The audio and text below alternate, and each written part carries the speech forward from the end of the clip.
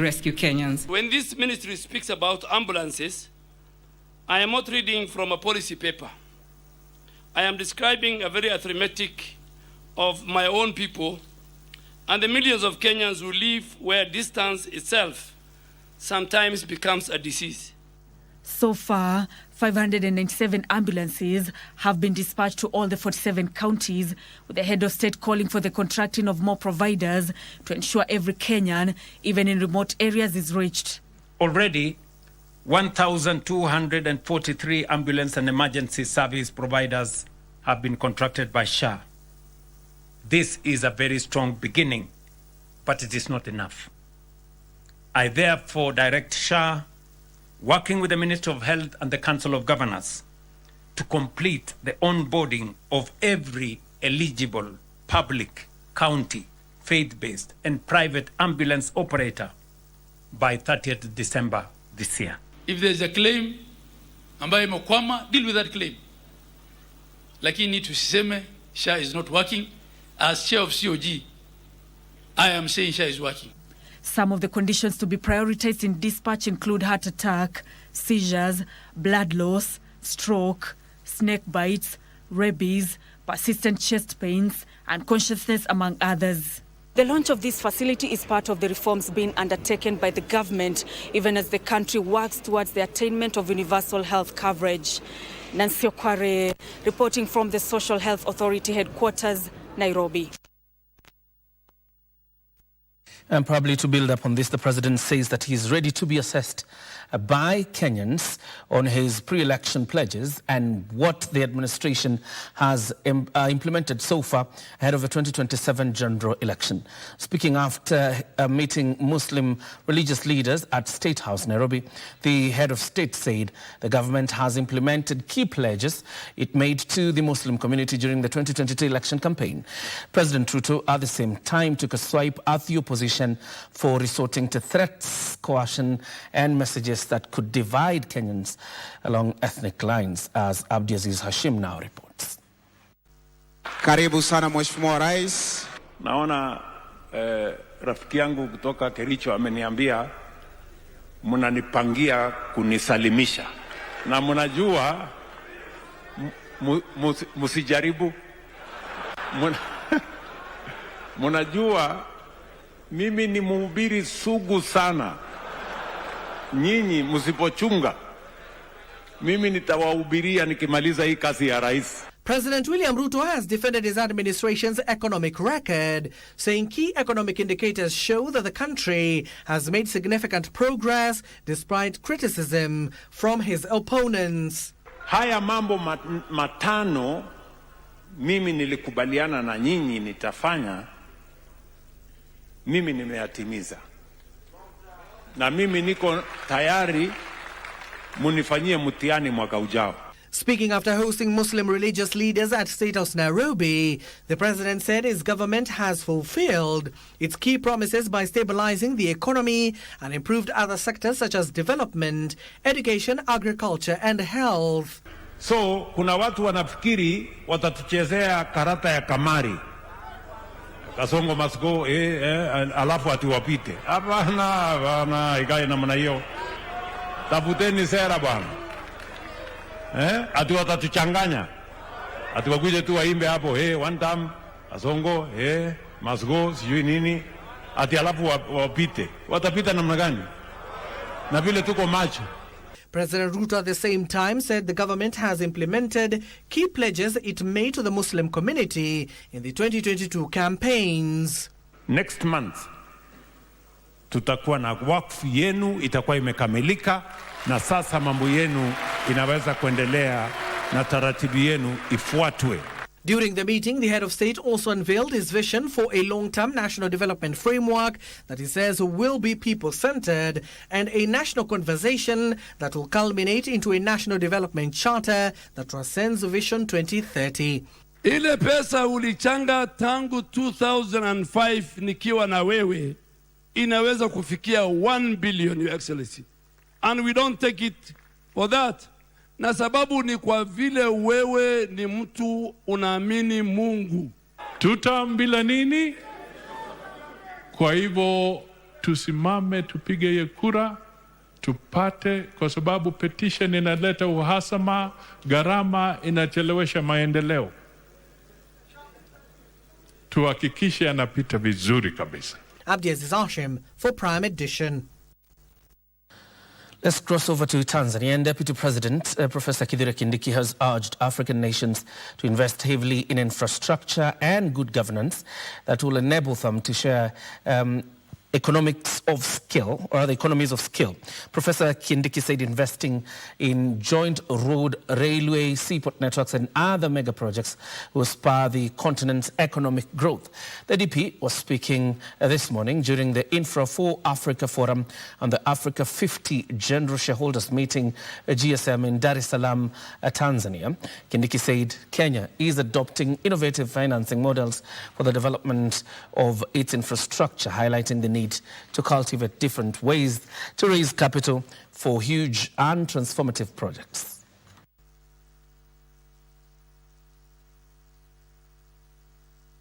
We have a dual responsibility of making sure that we provide access to reliable, affordable energy, while at the same time having low emissions in terms of environmental protection.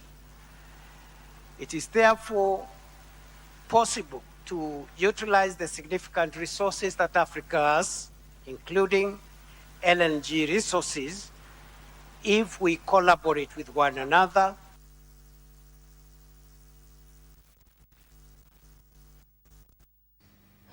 Let's go to politics now. An internal wrangle within the United Opposition has ensued for the second consecutive day as former Deputy President Rigathi Gachagua refuted claims of demanding that some affiliate parties fold and join DCP.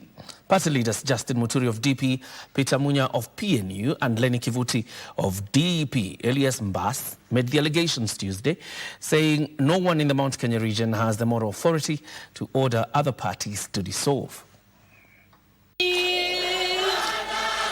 In a rejoinder on Wednesday that appears to widen the fresh cracks within the United Opposition, DCP leader Rigathi Gachagua told the disgruntled leaders to focus on popularizing their parties in their grassroots rather than dwelling on boardroom politics.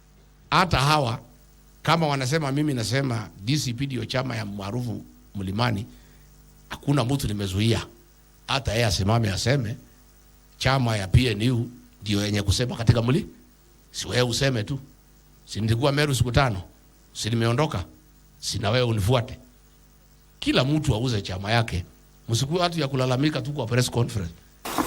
Former Attorney General and DP leader Justin Muturi, former Cabinet Secretary Peter Munya of PNU, and former Embu Senator Lenny Kivuti of DEP on Tuesday said Gachagua should handle other political parties in the Mount Kenya region with respect. Honorable Gachagua, therefore, has neither the legal nor the moral authority to prescribe the existence or future of other political parties. I want to clarify today that DCP and Rigathi Gachagua welcome all political parties. They come. We compete fairly. The only thing hatutaki mashindano ni kitimo ya rais peke yake. He was again opposed to a hurried process of naming a single presidential candidate, saying consolidation of support base should come first. First things first. How do you choose a candidate before you consolidate? We also need to sit down to kiambua ni nani. We look at the level of consolidation because that will be a factor. This as Speaker of National Assembly Moses Wetangula challenged the National Cohesion and Integration Commission to regain the trust of Kenyans and play a more active role in promoting national unity throughout the year. You know, when there is a good authority that people respect, and there's nothing as important as people respecting authority. So that even if you're a small man holding a big office, people should not look at you in terms of your stature. Hotspot areas that have been flagged, or what we call the high-risk areas, and we want to do what we call the early response. There is what we call the early warning and the early response. Addressing the commission, led by Chairperson Bishop Kefa Omai at Parliament Buildings, Wetangula said NCIC should not be seen as an institution that only becomes active during elections. I'm very sure, Bishop, after 10th August 2027, we shall not hear of you until 2032. Give us minor Prime Edition. Time for us now to take our first breather right here on Prime Edition. Don't go too far. When we come back, we'll be telling you about that lawyer whose fate probably will be decided by a judge. Yet today, he walked in court as a defense counsel.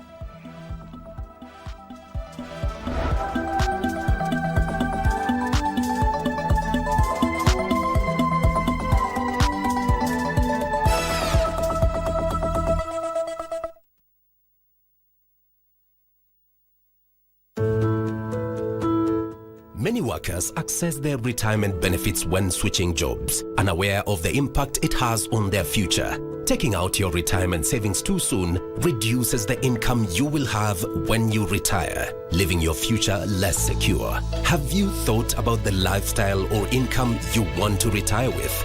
The earlier you start saving, the better. And the more you save, the more secure your future will be. Increase your savings today and live your golden years the way you've always dreamed.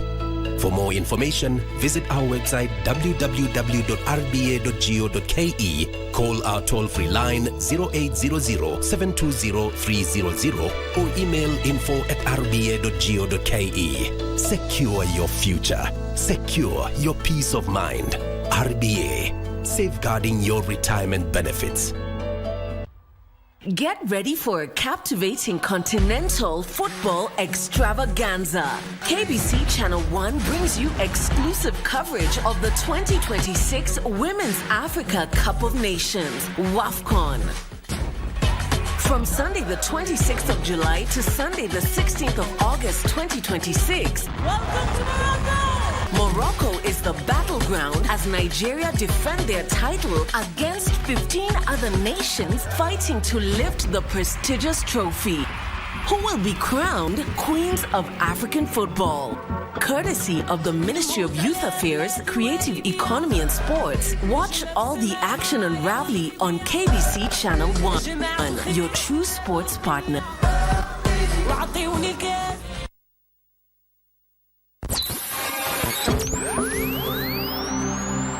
Pindi tunapowasha vifaa vyetu, tunapata fursa ya kutangamana na wasikilizaji wetu. Karibu sana thĩinĩ wa tabarĩra ya Rwĩga. Tunapeperusha utangazaji uliobobea katika habari, nĩ ũndũ wa macio na mangĩ maingĩ, burudani, aha nĩ harĩa tũkoragwo tũkĩigua nyĩmbo mwaki nyĩmbo hota na hamasisho la kiroho. Usiachwe nyuma. Jiunge nasi kwa safari ya kufana katika 99.5 FM. Soro FM.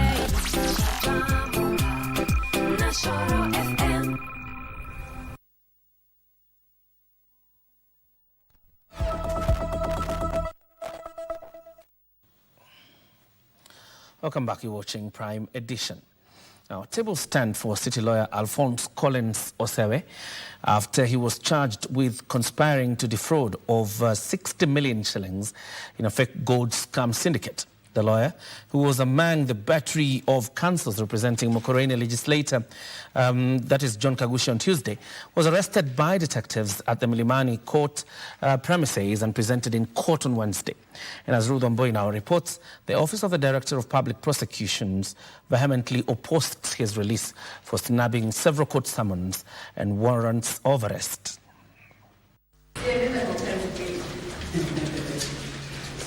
A day after representing Mukurweni MP in court, rules changed for the flamboyant city lawyer. From the learned French bench to the dock as an accused person. The prosecution team informed the court that Osewe had skipped court severally to avoid plea taking in gold scam case for over a year. We submit that by absconding for an extended period, as demonstrated by the investigating officer, the accused has demonstrated a clear disregard for the authority of this honorable court. An altercation occurred between Osewe and the investigating officer over his arrest. I'm older than you, Chair.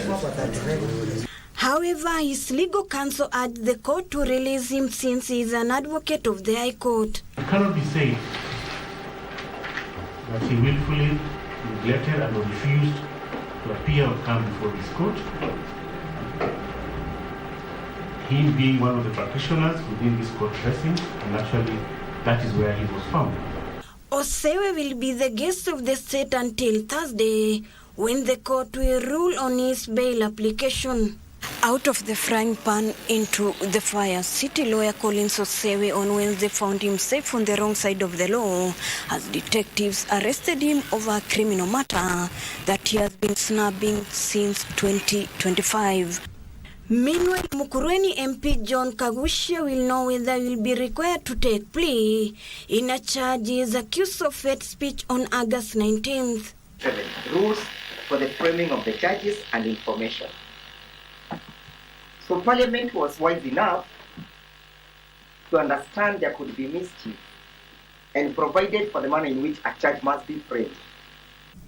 Trial Magistrate Teresa Nyangena has ordered all parties to file their submissions on jurisdiction boundaries before she can make a ruling.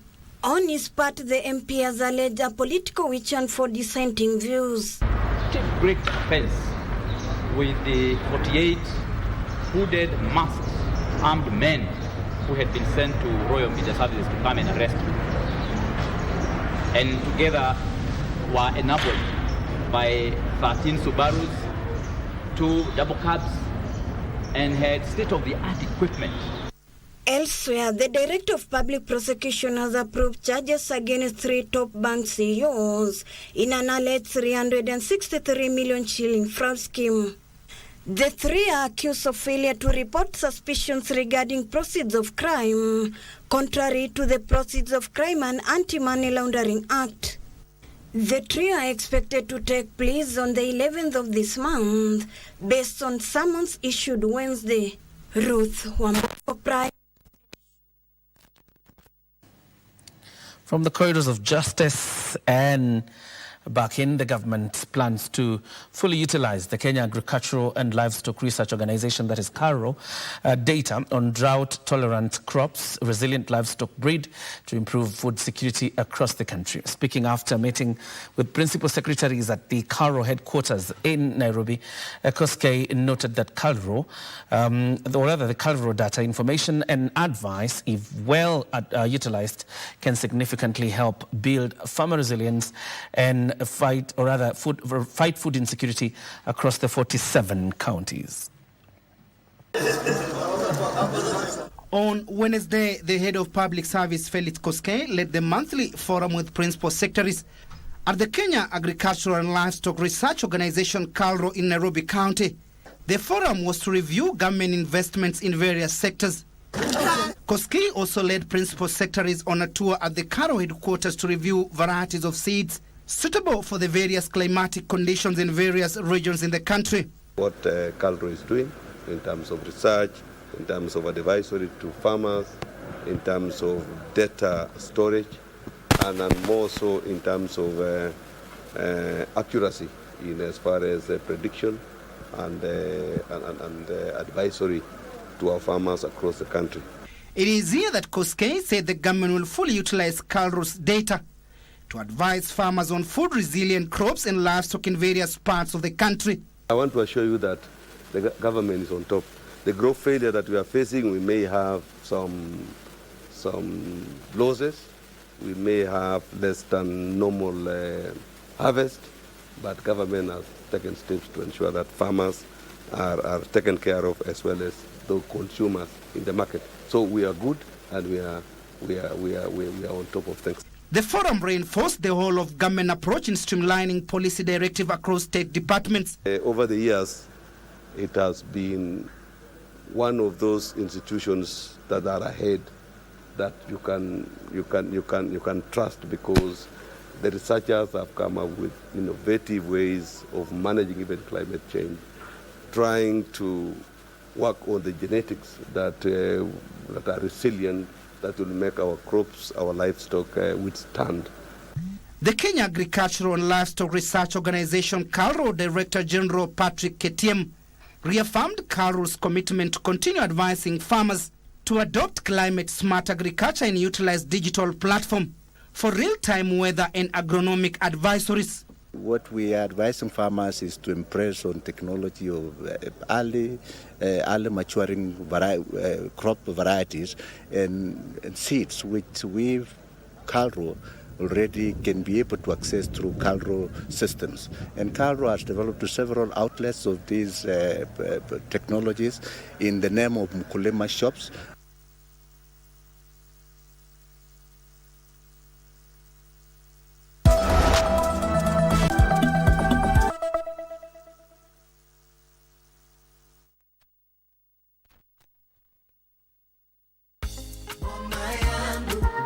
Je, umehangaika miaka mingi kulipa rent kila mwezi?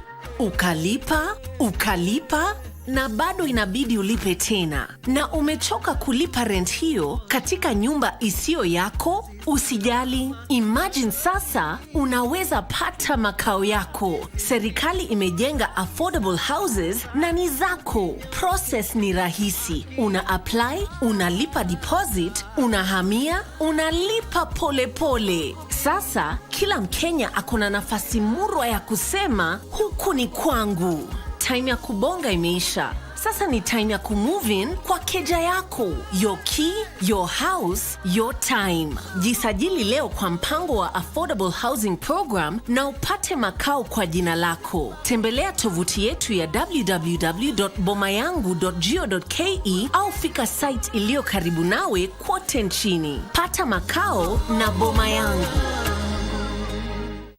The rise of East Africa is written on the hallowed waters of the Kilindini Channel, a natural sheltered port that defines Kenya as a nation. This is the only port that provides intermodal transport system, where you can use the rail, you can use the road, and that means you can use the SGR to Naivasha. From Naivasha, you use the meter gate to Kisumu. From Kisumu, you use the ship to Uganda. At the Kenya Ports Authority, we do not just move cargo, we move economies. We transform lives. You make it, you produce it, we move it. Kenya Ports Authority, growing business, enriching lives.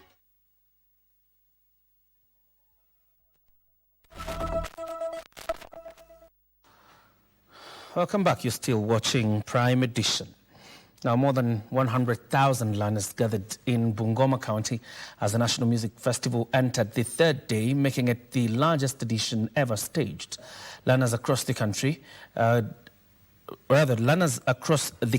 used the competition to showcase their artistic talents as the government continues to promote the creative industry among young people.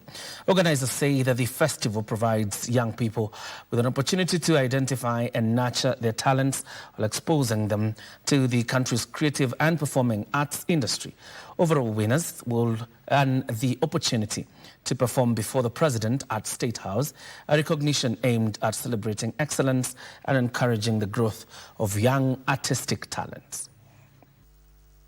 Mashindano yanaendelea vizuri. Tayari tumeimba wimbo mmoja, class 211. Sasa tunatarajia kuimba wimbo mwingine mmoja, class 370. Wimbo wa kwanza ulikuwa unaongea juu ya heko mama kwa kunilea na kwamba nitakununulia zawadi. Wimbo wa pili unaongea juu ya Public Service Commission na tunaisifu na kuonyesha kazi inayofanywa na Public Service Commission.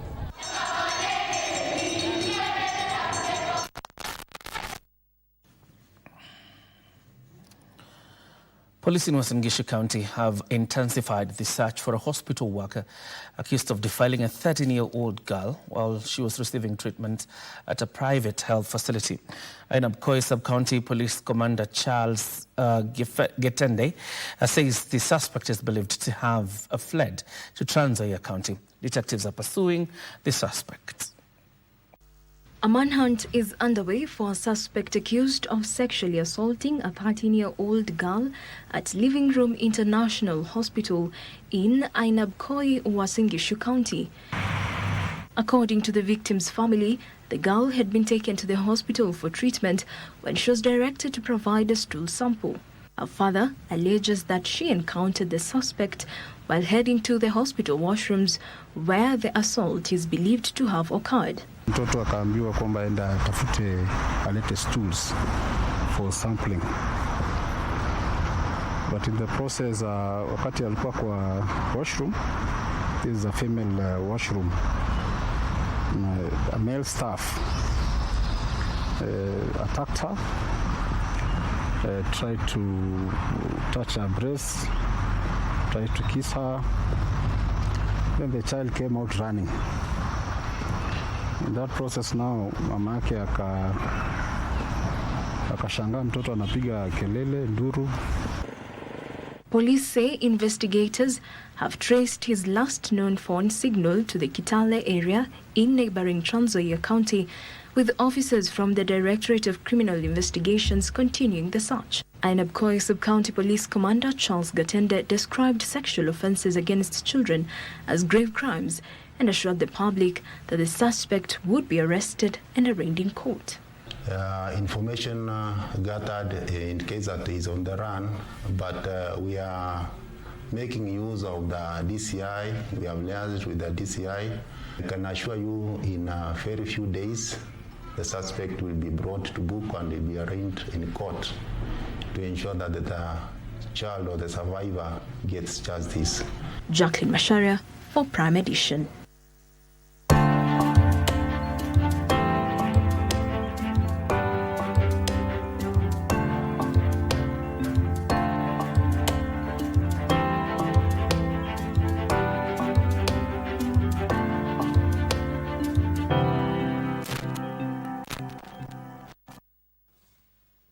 Good evening to you. I hope that you're keeping warm and that your day has gone well. My name is Trevor Ngendo. It's now time for business, and we begin with the MSMEs. And Kenya's small businesses are set to get a financing boost following an 18.7 billion shillings funding partnership between the International Finance Corporation, Equity Bank Kenya, 4G Capital, and KCB Bank Kenya. The facility is expected to tackle access to affordable working capital for small and medium businesses. Here is Regina Manyara with the details. Data from the State Department for MSME Development estimates that small and medium enterprises account for more than 90% of all businesses in Kenya, contributing a third of national output. The sector supports more than 15 million people. Under the arrangement, IFC will provide about 3.1 billion shillings in first loss risk coverage across the three transactions, backed by approximately 1.4 billion shillings from the International Development Association's private sector window. This is expected to mobilize an additional 15.5 billion shillings in lending to MSMEs. The new financing model brings together two channels of SME finance, fintech and banks. 4G Capital will provide a fintech-led route to micro and small businesses, while Equity and KCB banks will bring branch networks and established credit infrastructure of commercial banking. Among targeted beneficiaries are women-owned businesses, climate-focused enterprises, as well as entrepreneurs who will have access to working capital for inventory, equipment, expansion, and productivity investments. Regina Manyara reporting for KBC Channel 1.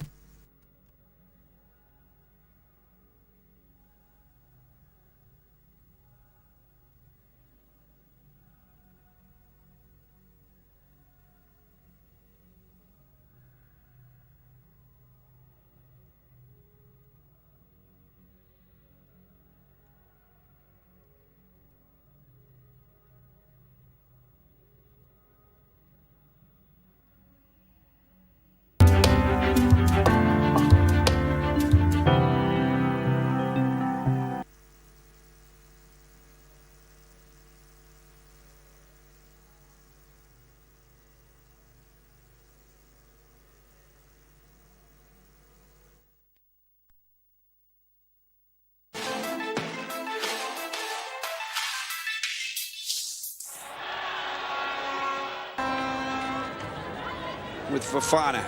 Seri collects.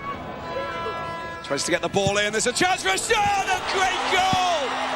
Sumptuous shot. Great goal. Ouedraogo. And the Côte d'Ivoire celebrates an opening goal right at the end of the first half. Bit of a scramble, but how about that for a fabulous finish for the Côte d'Ivoire. Safi Ouedraogo.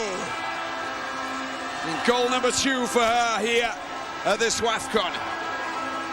There's Seri, she fires the ball over. Oh, no problem with offside, there's a bounce there, and look at that for the volley. Off Diane, then she just turns, shoots, and hits a beauty that flies past Nusrat Abbas. She can do nothing.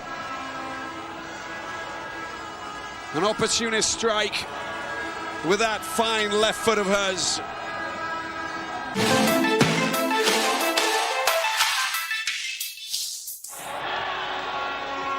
Pata makao na boma yangu. Unajua niko na watoto nikako. 20 tu. Hakuna shamba inauzwa huku. Hiyo naweza andika. Naomba tusubiri kidogo hapa tumalize haya mazungumzo. Hii shida yote unaona hapa ni sababu yako wewe. Muli. Relax, Monica. Wewe fanya vile tulisikizana. Kesho nitakuwa poa. Unaweza saidia painkiller? Saidia painkiller ile iko. Manzi nilikushow man. Anakujia saa hii basi. Nini mbaya? Mom. Acha ni muende.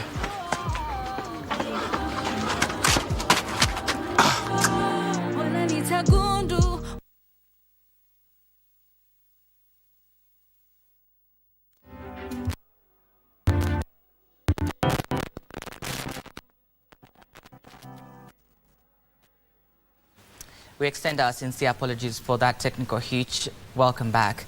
And you may need to be more vigilant when making online transactions, as fraudsters increasingly target mobile money users and online financial services platforms.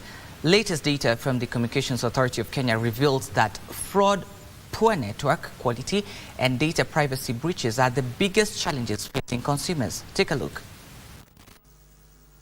As digital economy expands in Kenya, so are challenges facing consumers with the increasing use of mobile services, digital payments and online services exposing users to new vulnerabilities. Latest figures from the Communications Authority of Kenya show that 670 consumer complaints were escalated to the regulator between April and June this year after subscribers failed to obtain satisfactory resolution from their service providers. 82% of the complaints were resolved, while the remaining cases remain under active regulatory follow-up. Telecommunications services accounted for the highest number of complaints, followed by digital financial services and mobile money. The regulator says consumers are concerned over the cost of data, poor network quality, service interruptions, and unexpected service termination. But beyond network performance, digital fraud is a key consumer protection challenge. 86 complaints by consumers involved fraud and scams, which is attributed to the growing integration of mobile numbers with banking services, digital identity platforms, and e-government services, making SIM cards an attractive target for fraudsters through identity theft, phishing attacks, and authorized SIM replacement.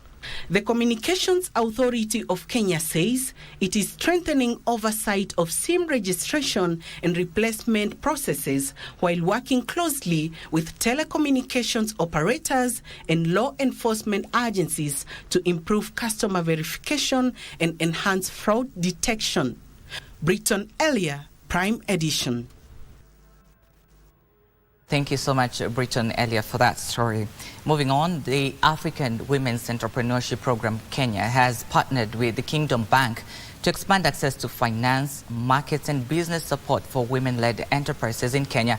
Under the partnership, women entrepreneurs will be connected with tailored financial solutions and business development initiatives. The collaboration aims to strengthen women's participation in the economy by improving access to capital and institutional support to scale operations and create jobs. To women entrepreneurs, through Faidi Dada, our dedicated women banking platform. Through Faidi Dada, customers will access loans at competitive terms and enabling women-owned entrepreneurs to grow, scale, and create economic impact. Faidi Dada is our dedicated platform in supporting women. You as an SME, you as a business lady, you as an entrepreneur who is looking for scalable money, you have access to Kingdom Bank. We are entering into a partnership where we'll be converting issues markets. All right, thank you so much for keeping us company here on the Business News. My name is Trevor Ngendo. That's all we had for tonight. Daniel Wahome is coming up next with Sports News. May you have a wonderful night ahead.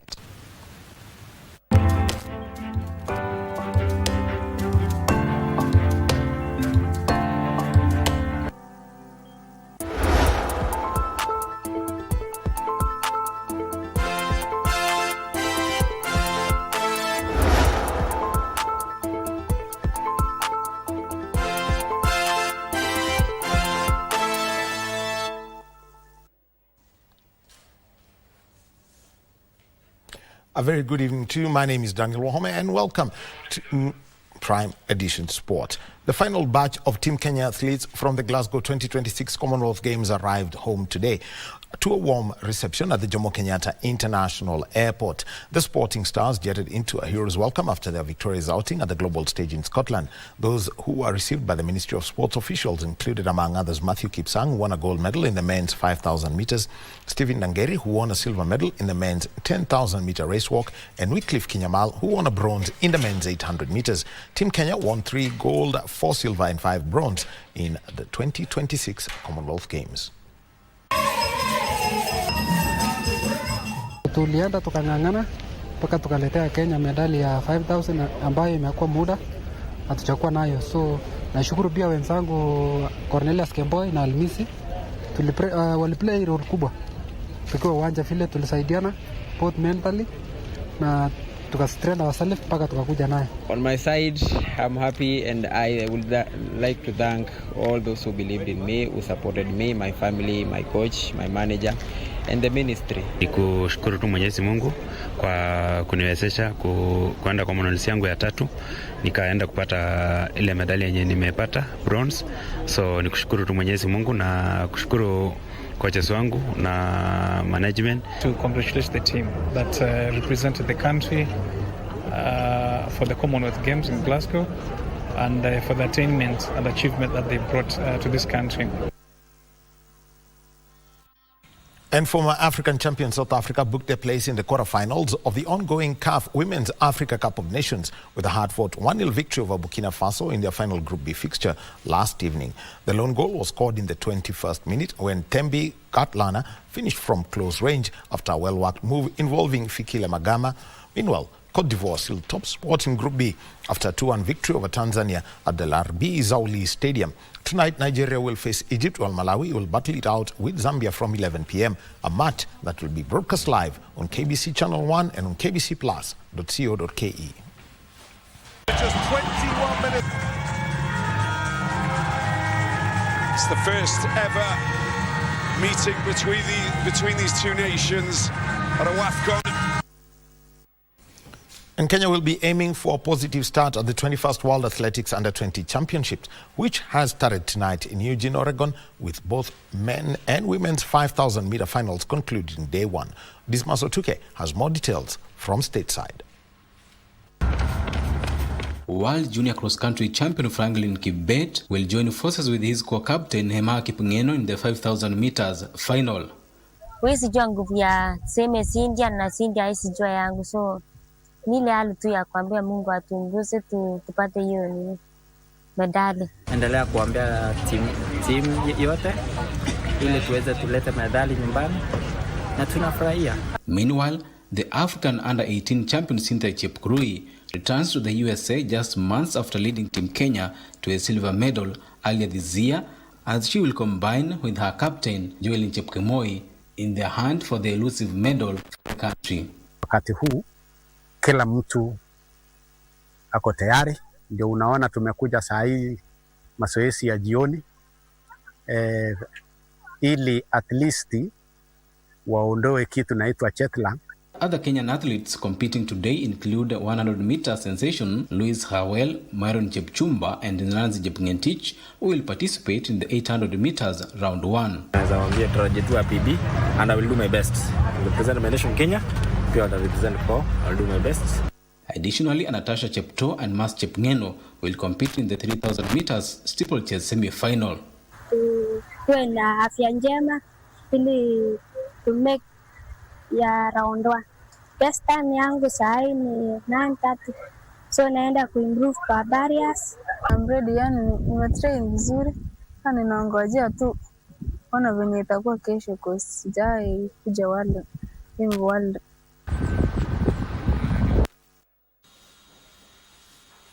That's the sport for tonight, and Dismas Ochuka will be giving us daily breaks from what's going on at Eugene, Oregon. My name is Daniel Wahome. Back to you, John Jacob Kioria. Thank you very much, Wahome. Time for us now to put a cap on Prime Edition. Of course, the 2 matches, of course, in WAFCON, and we'll be showing one of them. Waka Waka is on the other side of the studio. He will be telling us what match we'll be showing, and of course that analysis regarding what you expect and what will transpire. But from this side of the desk, good night. God bless.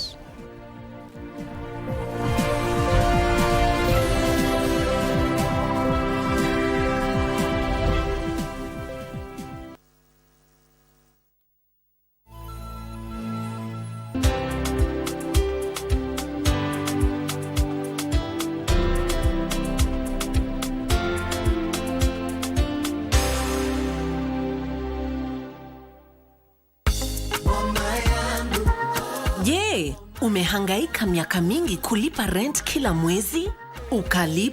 Ukalipa na bado inabidi ulipe tena. Na umechoka kulipa rent hiyo katika nyumba isiyo yako? Usijali, imagine sasa unaweza pata makao yako. Serikali imejenga affordable houses na ni zako. Process ni rahisi. Una apply, unalipa deposit, unahamia, unalipa pole pole. Sasa kila Mkenya akona nafasi murwa ya kusema huku ni kwangu. Time ya kubonga imeisha. Sasa ni time ya kumove in kwa keja yako. Your key, your house, your time. Jisajili leo kwa mpango wa Affordable Housing Program na upate makao kwa jina lako. Tembelea tovuti yetu ya www.bomayangu.go.ke au fika site iliyo karibu nawe kote nchini. Pata makao na Boma Yangu.